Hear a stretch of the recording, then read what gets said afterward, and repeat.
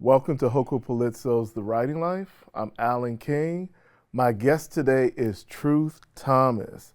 Now, Truth is an artist. He's a singer, songwriter, poet, and photographer born in Knoxville, Tennessee, and raised in Washington, D.C.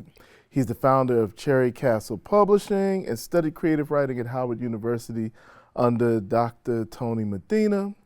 Thomas has earned his MFA in poetry at New England College. His collections include Party of Black, A Day of Presence, Bottle of Life, and Speak Water, which won the 2013 NAACP Image Award for Outstanding Literary Work in Poetry.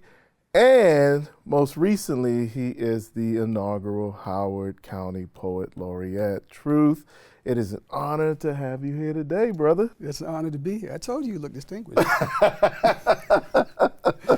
It's always good to see you, brother. Always good to see you. Yeah, likewise, man, likewise. And, I'm trying to keep up with you, in terms of being distinguished, but appreciate that. So want to just jump right into, so we'll talk about like craft and technique, themes in your work, and then what your role has been as the inaugural Poet Laureate for Howard County. So one of the things, like, when not when I first heard your work, but every time I hear your work, there's this musicality in it. And so I always want to know, how do you approach that musicality in your poetry, given your background in music? I don't think of it actively. It comes out because I'm a musician. Perhaps I have a sensitivity to meter as a songwriter that's reflected in what I write.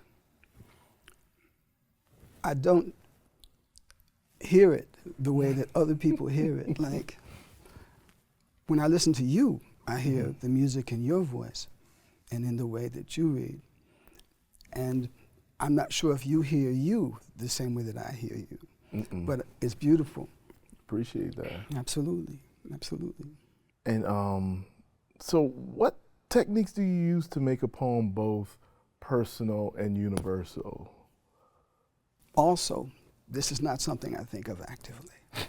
It's just not. I can sit up here and say, well, yes, I've seen many episodes of The Writing Life. And, first, I consider elevated language. And, what I do is try to be as authentic as possible in what I'm writing. I write every day. About 5 o'clock in the morning, I'm up. You say, you building fences, I'm writing.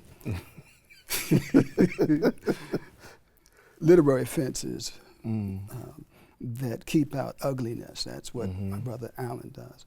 And I try to capture as honestly stories that come to me, and they often do. And I think you may experience this as well.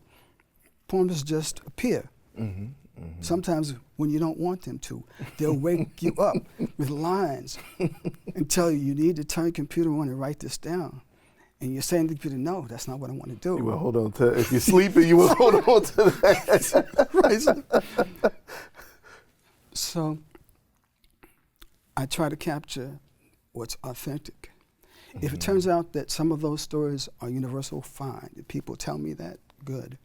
I think if I'm being honest about the human experience, ideally, those stories should be universal. But some would say, because I often write about Black life, that it's not. But I'm not really listening to those folks. And it's like, it's funny because, yeah, I think like what you're getting at also kind of alludes to, like, once you've been doing something for a while, the things that we probably considered when we were first doing this just becomes like muscle memory. Yes. So like the pieces come to you, thinking like, okay, I want this to be a universal piece. Like yes. the important thing is to just get it out. Yes. and let it be what it be when it gets out there. So See, that was musical. I like that. so it's funny, like within that process, and I've heard different writers kind of hit this differently, but how do you, so once the piece hits you, right, and you're getting ready to, you're gonna let it be what it's gonna be, how do you decide when it's finished? I read it over and over again. Mm-hmm. I find problems and work them out as best I can. And at a certain point when I've gone over, and I try to be as hard on myself as I can. Any poem, when it strikes me that I can't do anything more than what I've done, then it's okay, this is it. Now, quite often, when I return to those pieces, a month later or so, I'll think, what in the world was I thinking? Oh my gosh, no, this. But that's also a part of the process. And I value that. It is never really finished, but then it is. And you have to let go and move on to the next song or poem. And like photography, you know this because you're also a photographer. Quite often when you go out to shoot, especially documentary photography or street photography, you're not going out with a mindset that tells you that today I'm going to capture greatness. This is going to be my goal and what I create today. No, you want to capture life honestly and receive whatever that comes in. My process of writing is like that. Some days I'm not able to finish. It's just not working. I find that when I'm up early in the morning, I'm much smarter than when I come to the page at 11 o'clock at night. So that helps too. Yeah, and you got to be true to your process. You know yourself and your process the best. All right, and so and we're talking about, we kind of alluded to this earlier, but your poetry often explores social justice and personal history. How do you balance those themes while maintaining the artistry of the poem? I'm always concerned about any poem being a great poem first, whatever the theme happens to be. I talked about this earlier. There's a feeling in the country now, and we're speaking to future generations by way of this program. So I think it's important for us to mention this, of fear and anxiety because of recent political developments that affect our notion of what America should be at its best, to honor all people with equal human dignity, all colors, all genders. That is very much in peril as we speak.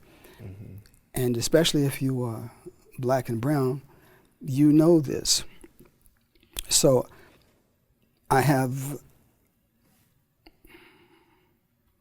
a responsibility to talk about those things. But first, I'm concerned with the quality of the poem. And then I move on to important issues that impact us all. And I've been thinking about this a lot lately. We've talked about it, this fear, this anxiety that's permeating the land since the November 2024 election. When certain people, we're not going to mention any names, but certain people have risen with apparent fascist leanings. This is where we are. And I have to consider all those things. Again, approach it honestly, capture it just like a photographer would. I was just going to go back to that because you were talking about how, when you go out with the camera, like you're not thinking about, okay, I'm going to capture like, you know, a National Geographic or whatever where Yes. it's a piece, right? Yes. You're just going out documenting life, and you know, the same way a photographer goes about doing that, and there are surprises, like when in the edit, and they're like, oh man, okay, this could be something, right? Mm-hmm. It's, you know, I kind of, like I'm hearing that too, like in what you're saying, like when you set out to write, you're like, all right, I'm not gonna go out and create this piece that's gonna go viral. Yes. And like you're like, I'm gonna first off put craftsmanship first, Mm-hmm. and then write from the heart. Yes, yes. You know, and Yes. yeah. It bears mentioning that since I've been experiencing hurt as a result of recent developments in America, in the context of that fascism that I see on the rise, I discovered that I couldn't write about it all the time, because that would be like listening to a nonstop blues playlist and then trying to give a birthday party. So it doesn't quite work. Mm-hmm. In order to be effective, I found that I had to retreat and remember what is beautiful. Mm-hmm. And my great aunt used to say, if you look for what's beautiful, hard enough you'll find it. The ugliness is there. Mm-hmm. So I made it a part of my practice to do that. So while I have to certainly write about evil and try to fight back, I also have to remain healthy myself emotionally. So I think about Canadian geese Okay. who can fly. But here in Colombia, they will walk across the street in a straight line like they own it. Mm-hmm. That's beautiful to me. So that's also something to write about. And then speaking of other things to write about, what role does spirituality play in your creative process? Everything good that I have ever done is because God has blessed me to do it. Mm-hmm. That doesn't mean that I am a saint, because I am not. But certainly, any record deal I ever got, any song that moved anyone, any poem that I was blessed to write, any form I was blessed to create, is because God made it possible for me to do so. And even to have a vibrant family of artists and poets, of which you are certainly king, in that number is God's doing. And along with many others, Susan Thornton Hobby, all of the wonderful folks at Hoko Palizzo, and Nicholas Trapler, and Tim Singleton, so many folks. And I wanted to look, so I didn't have this here, but I've always thought of this, and I've been waiting to tell you how much I appreciated this. So I remember a while ago, I was joking with another poet about this list. And the whole thing of this list came up because there was this anthology that came out of like Black Poets in Nature. And I was like, dang, I didn't know about this submission call. And this other poet was like, yeah, we not on that list. So this was a joke. Well, I relayed the joke to you. And so at the time, I'm like cracking up. Like, yeah, this list. And you weren't smiling at all. So I remember the thing you told me was, said, bruh, the only list I want to be on is God's list. Bam, there you go. And I think of like where your work has appeared. You know, you were in the Nikki Giovanni anthology. It was the best, I think it was the best African American poems. Yes. Yeah, and like they, you know, when I look through like the table of contents, they're like all of these Black writers that come from Cave Canem, but you being outside of that, you still making presence where all of, you know, all of these folks are appearing. And I was like, wow. And that's always stayed with me. It's like, you know, I want to be, you know, so instead of thinking of these like, I don't know, some of these lists could be fictitious, whatever, or they could exist, but I always think that that's that important. That was always that little nugget that you left with me. Just as is the case in music, there are cliques, there are clubs, there are associations of folks. There's a separateness that exists that artists have to navigate. And I'm aware of that, but I'm non-denominational in my love for people, all people, and certainly my people. Okay, and so earlier we were joking about me being distinguished, and I don't know, I can't match your distinguishedness, especially now that you're wearing the crown of the inaugural Hoco Poet Laureate. Big congrats on that, by the way. Thank you. So could you talk about, what does being the inaugural Hoco Poet Laureate mean to you? Well, first let me thank Dr. Calvin Ball, the county executive, for the appointment. It's an honor. I thank all those people who played a part in making it possible for me to be Poet Laureate. It's something I had to learn about, excuse me, in terms of what it meant, because in the beginning I really didn't know. I didn't really know all of Howard County. I knew Columbia quite well and parts of Elkridge, but I hadn't spent a lot of time in western Howard County. So I started to think about what would be good to write to bring all people together, which is something that I've touched on in my work at times, but not exclusively as a focus. It became clear to me later on that that was very much a part of the mission that I wanted to commit to in my role as Poet Laureate. See, sometimes I can't even say it. Poet Laureate of Howard County, to bring people together. Before the election last year, that job was simply that, to remind people that we are more alike than unalike. After the election, when I realized that a lot of those folks who I love had not supported a candidate who would have been better than, in my view, a runway to fascism. I use that word again and intentionally. The job became different because I'm aware of the harm that's being done, especially locally, to federal employees who've lost their jobs. I have to write about that.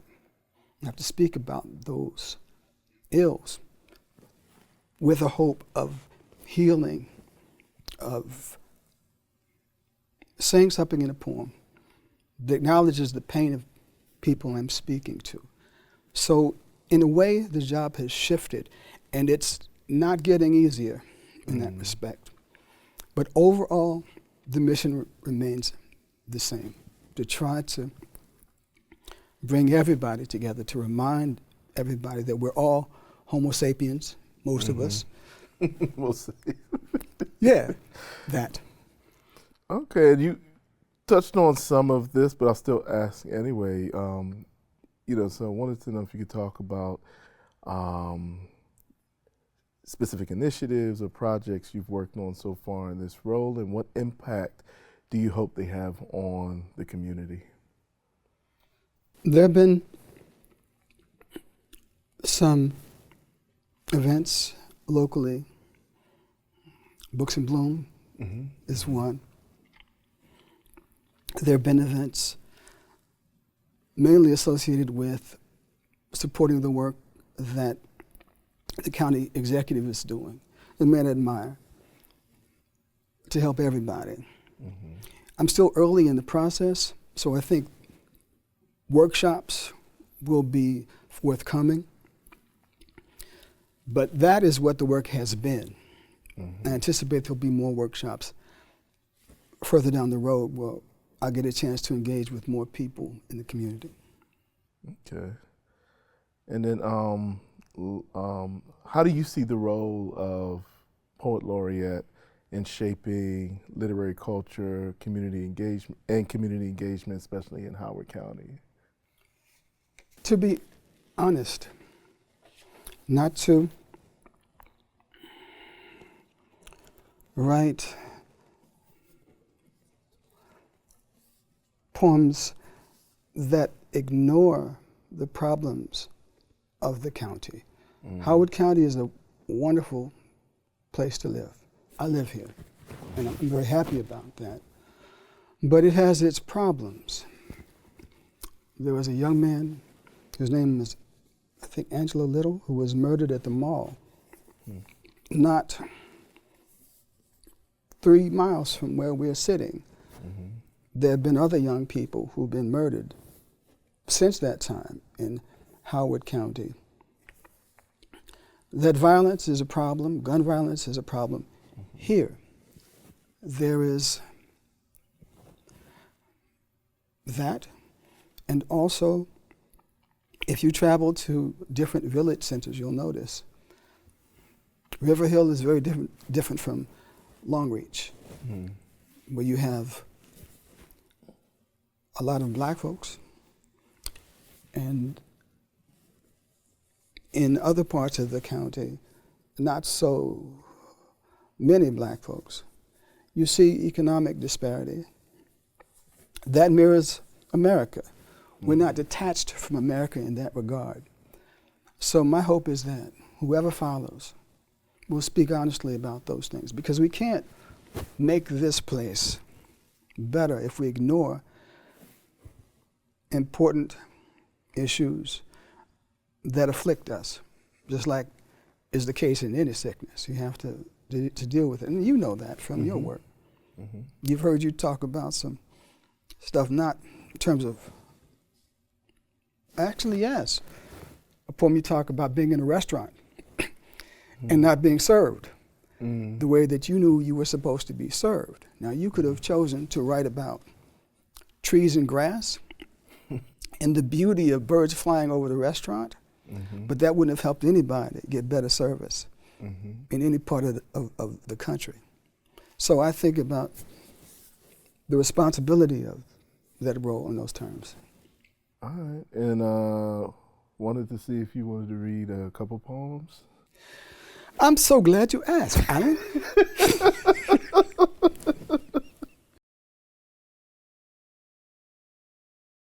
We lean to our heroes in the past for inspiration, and I certainly do that. And one of the people who has inspired me the most in my life is Muhammad Ali. And in the wake of Donald Trump's ascension to the White House and what's followed in terms of crazy executive orders aimed at dismantling what I see as human rights in America, I thought about what it would be like if Muhammad Ali faced Donald Trump in a boxing match. So this poem is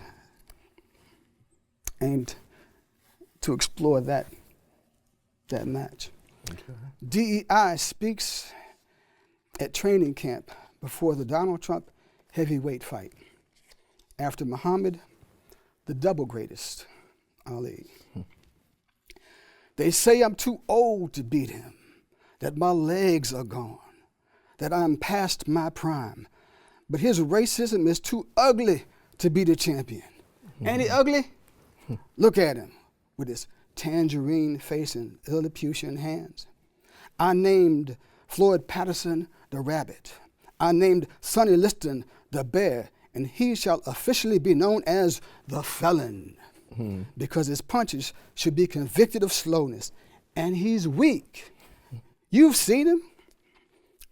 His apprentice jabs have never knocked nobody out cold. I've done hog-tied tornadoes. I've made mountaintops bow. I once smacked a grin from a crocodile's mouth, and I'm pretty. If Donald gives me jive, I'll stop him in 5. If that MAGA talks more, I'll drop him in 4, and I'm gonna dance. That's what all you doubting shutter buttons are gonna see. I tell you, the man is Project Awkward. The man is Project Bully. And if he doesn't call me by my freedom name, his address will be Pain. Pap, what's my name, sucker? That's all my gloves are gonna ask him. Bam, sucker, what's my name? Because my name is not Plane Crash. My name is not Black Hawk Down or any other project lie his lips may coil themselves to say. My name is not inflation. My name is not wildfire, although I will whip him like a Santa Ana wind. The felon ain't fit to wear no title belt unless it's made of French fries from McDonald's. He's gonna fall like the barometer in a blizzard's mouth, and all you broadcast tongues are gonna call it. Down goes the red hat goose stepper. Down goes the layoff king. Down goes stupidity dressed in oversized suits. Down goes the transgender lynching tree. And isn't that P fire hosing from the trunks of his now unconscious executive orders? Down goes the immigration flamethrower. Down goes Elon's whore. Down goes the climate change denier in chief. Down goes the chaos tour. And could that be the sound of federal workers' pink slips shouting, DEI, Boomaye, DEI, Boomaye, as smelling salts meet him in canvas floor consultation? I tell you, his comb-over has no footwork. His bottom-up Bible has never gone the distance. When my punches take flight supersonic with speed, Donald's mouthpiece will be deported to a ringside seat. The crowd will ride high jumps as the 10-count time ticks. On the night they discover justice also has fists. DEI, Boomaye. DEI, Boomaye. Oh, man, and that's one of the things I like about your work is like you'll have like these, like even in your other poems, you'll have like these little punches alluding to different aspects of, well, in this case, different injustices that Trump has done, and but even going historical references about the water hose, and so I really, that's one of the things I really enjoy about your work. Thank you. It's an honor, brother. I love you, man. I love you too, man. All right, and Truth, thank you so much for my pleasure. Joining us. Really enjoyed hearing your poetry. Enjoyed talking with you, and getting some more insight into your role as Howard County's inaugural Poet Laureate. Still great to say that I have another Poet Laureate as a friend. Thank you. You said it better than I did. Thank you, man. I appreciate you. Okay, thank you. And thank you for joining us on this episode of Hoko Polizzo's The Writing Life.